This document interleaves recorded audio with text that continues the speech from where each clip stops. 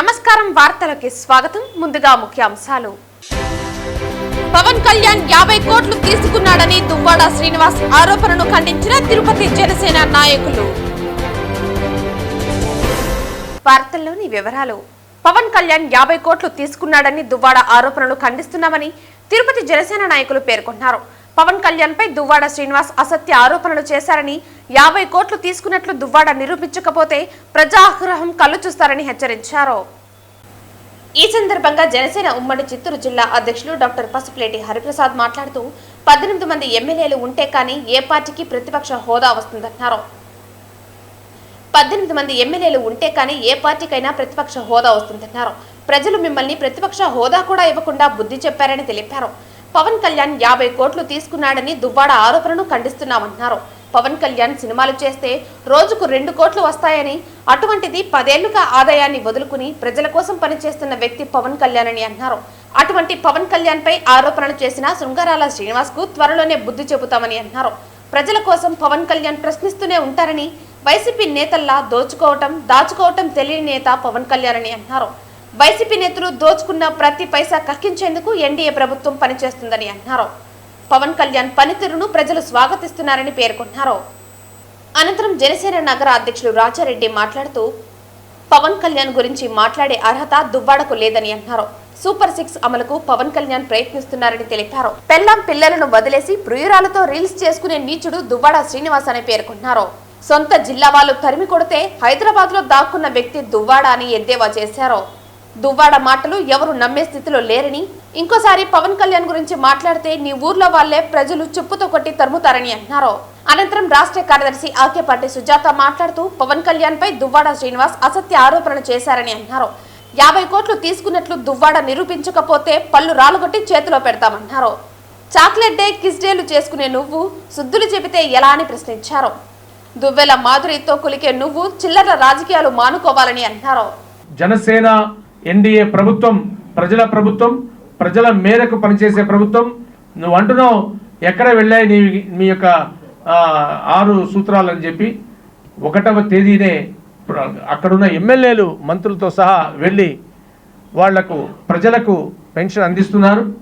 ఖచ్చితంగా గ్యాస్ సిలిండర్ల విషయం అయితేవి, ప్రతి ఒక్క విద్యా దీవెన, తల్లి విద్యా దీవెన ప్రతి ఒక్కటి కూడా నువ్వు పెట్టి వెళ్ళిన స్థితిలో నుంచి రాష్ట్ర ఖజానా ఖాళీ చేసి వెళ్ళాడు జగన్మోహన్ రెడ్డి. తన ఖజానా నింపుకొని లిక్కరు, శాండు, బ్రాండు మాఫియాలతో జగన్మోహన్ రెడ్డి తన ఖజానాను నింపుకొని ప్రభుత్వ ఖజానాను ఖాళీ చేసి వెళ్తే, ఖాళీ అయిన ప్రభుత్వ ఖజానా నుంచి కూడా ఈరోజు సూపర్ 6 అమలు చేస్తున్న ఘనత ఈ యొక్క ఎన్డీఏ ప్రభుత్వాన్ని తెలియజేస్తూ మరొకసారి ఈ శృంగారాల శ్రీనివాస్కి చెప్తున్నాం, నీ నాలుక చీరుస్తాం.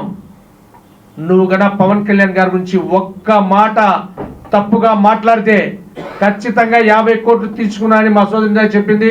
నిరూపించకపోతే నీ తొక్క తోలు తీస్తామని తెలియజేస్తున్నాం. మిమ్మల్ని ప్రజలు చీకొట్టి మిమ్మల్ని తరివేసినా కూడా ఇంకా నీకు బుద్ధి లేకుండా బయట వచ్చి నువ్వు మా నాయకుడి గురించి విమర్శిస్తావా? నీ కుటుంబాన్ని ఈరోజు రోడ్లో తరివేసి, మీ పిల్లం పిల్లకాయల్ని రోడ్లో వదిలేసి, నువ్వు ఇష్టాచారంగా గవర్నమెంట్ పోయిందనే బాధ కూడా లేకుండా ఎక్కడ పడితే అక్కడ మీ ప్రేమ జంట రీల్స్ చేసుకుంటూ, అయినా దువ్వాడం నీకు బుద్ధుందా?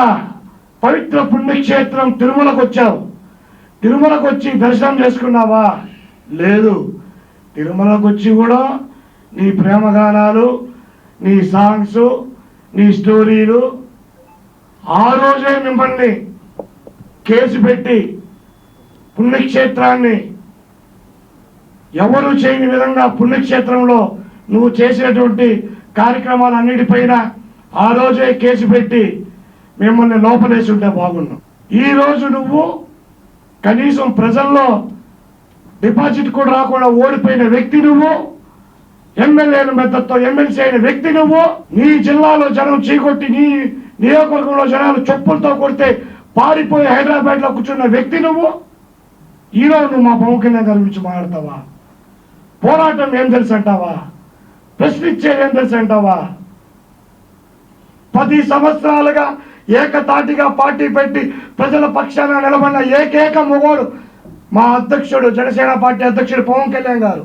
రాష్ట్ర ముఖ్యమంత్రి నారా చంద్రబాబు నాయుడు మార్చి 1న గంగాధర నెల్లూరు మండలంలో పర్యటించనున్న నేపథ్యంలో అధికారులు ఏర్పాట్లను పగడ్బందీగా చేపట్టి పూర్తి చేయాలని చిత్తూరు జిల్లా కలెక్టర్ సుమిత్ కుమార్ అధికారులను ఆదేశించారు. రాష్ట్ర ముఖ్యమంత్రి జిల్లాలో మార్చి 1న ఎన్టీఆర్ భరోసా పెన్షన్ పంపిణీ చేపట్టనున్న సందర్భంగా గురువారం ముఖ్యమంత్రి కార్యక్రమాల సమన్వయకర్త వెంకటేష్, జిల్లా కలెక్టర్, జిల్లా ఎస్పీ మణికంఠ చందోలతో కలిసి జీడి నెల్లూరు హరిజనవాడలో సభావేదిక, రామానాయుడుపల్లిలో హెలిప్యాడ్ తదితర ప్రాంతాల్లో ఏఎస్ఎల్ నిర్వహించి అధికారులు చేపట్టవలసిన ముందస్తు ఏర్పాట్లు, భద్రతా చర్యలపై దిశానిర్దేశం చేశారు. హెలిప్యాడ్ వద్ద convoy, Prajavedika, photo exhibition stalls లో కట్టుదిట్టమైన భద్రతా చర్యలు చేపట్టాలని, కార్యక్రమ నిర్వహణలో లోటుపాట్లకు తావు లేకుండా అధికారులు సమన్వయంతో ఏర్పాట్లను పూర్తి చేయాలని ఆదేశించారు. పెన్షన్ల పంపిణీ చేసే లబ్ధిదారులతో మాట్లాడి కట్టుదిట్టమైన ఏర్పాట్లు ఉండాలని ఆదేశించారు. ఈ ఏర్పాట్ల పరిశీలనలో జిల్లా కలెక్టర్ వెంట జిల్లా joint collector Vidyadhari, assistant collector Himavamshi, additional SP Shivananda Kishore, CM security additional SP Srinivasarao, Chittoor RDO Srinivasulu, AP SPDCL SE Ismail, DSP Sainath, CM security DSP Raj Kumar సంబంధిత అధికారులు పాల్గొన్నారు.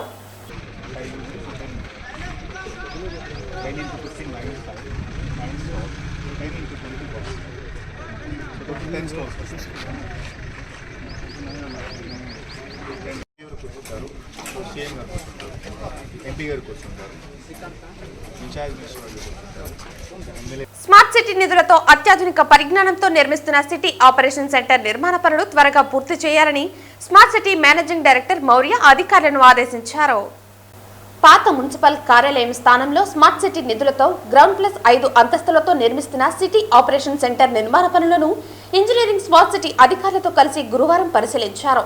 ఆయా అంతస్తుల్లో గదుల ఏర్పాట్లను ప్లాన్లో క్షుణ్ణంగా పరిశీలించారు. తిరుపతి నగరానికే తలమానికంగా నిర్మిస్తున్న ఈ భవన నిర్మాణ పనులు గడువులోపు పూర్తి చేయాలని అన్నారు. కార్యాలయంలోని అందరూ విభాగ అధిపతులకు గదులు ఉండేలా చూడాలని అన్నారు. కౌన్సిల్ హాల్ ప్రత్యేకంగా ఉండేలా చూసుకోవాలని అన్నారు. ప్లాన్లో ఉన్న విధంగానే కొంత ప్రత్యేకంగా నిర్మాణాలు ఉండాలని పేర్కొన్నారు. కింది భాగంలో పార్కింగ్ కు ఇబ్బంది లేకుండా తగు చర్యలు తీసుకోవాలని అధికారులను ఆదేశించారు. ప్లాన్ను పరిశీలించి పలు మార్పులను సూచించారు. సిటీ ఆపరేషన్ సెంటర్ నిర్మాణ పనులు గడువులోపు పూర్తి అయ్యేలా అధికారులు, నిర్మాణ సంస్థ ప్రతినిధులు పనిచేయాలన్నారు.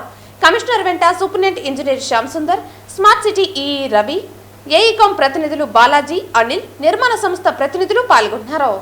వార్తలు ముగించే ముందు ముఖ్యాంశాలు మరోసారి. పవన్ కళ్యాణ్ 50 కోట్లు తీసుకున్నాడని దువ్వాడ శ్రీనివాస్ ఆరోపణను ఖండించిన తిరుపతి జనసేన నాయకులు. ఈ వార్తలు ఇంతటితో సమాప్తం. తిరిగి వార్తల్లో మళ్ళీ కలుద్దాం. అంతవరకు సెలవు. నమస్కారం.